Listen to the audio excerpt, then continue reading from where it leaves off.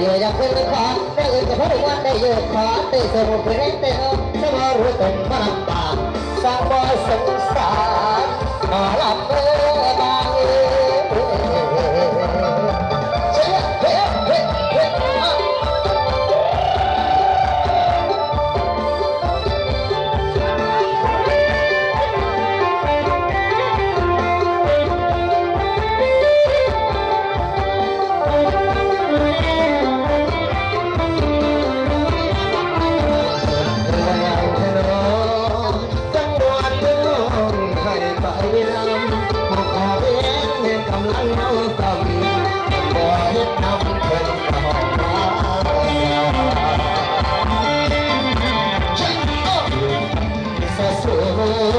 ที่เสือเอา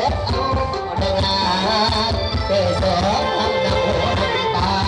ตั้งแต่เกิดมาบ่มีเวลาเห็นแนวพี่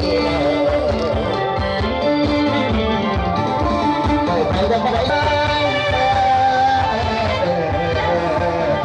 ไปแบบล้ำสิ่งล้ำงาอยากจะเตี้ยให้เบาลงได้ล้ำสิ่งจักบาทเอาไปผู้สาวประเภทสองยายเลยนะให้แกไทยด้วยมันขอมาด้วยเนี่ยที่เผลอมาจาก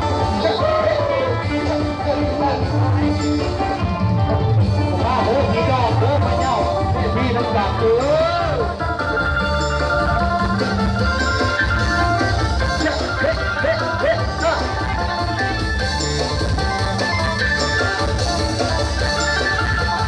อายุบ้านอายุบ้านครับจะเป็นเรื่อง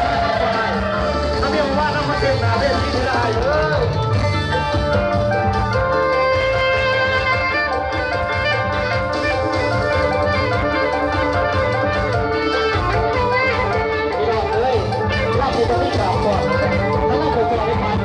ที่ทำตลาดรถมาครับแค่เกิดในเรื่องเก่าเป็นว่า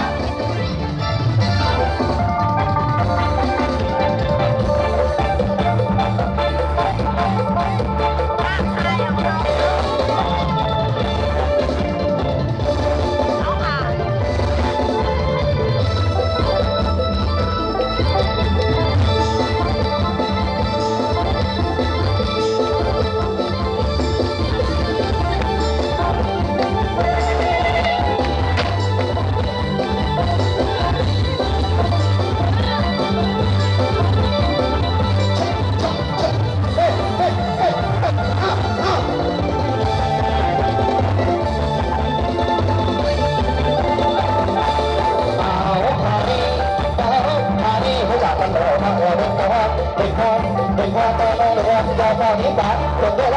าลักซิสักแค่สิ่งอะไรก็มีเลยอยู่แล้วพี่เด้อสุดเด็ดเราเราเราไม่ได้ไม่ต้องได้เสียให้ได้ก็เสียแต่ว่าต้องจะเราเป็นเรา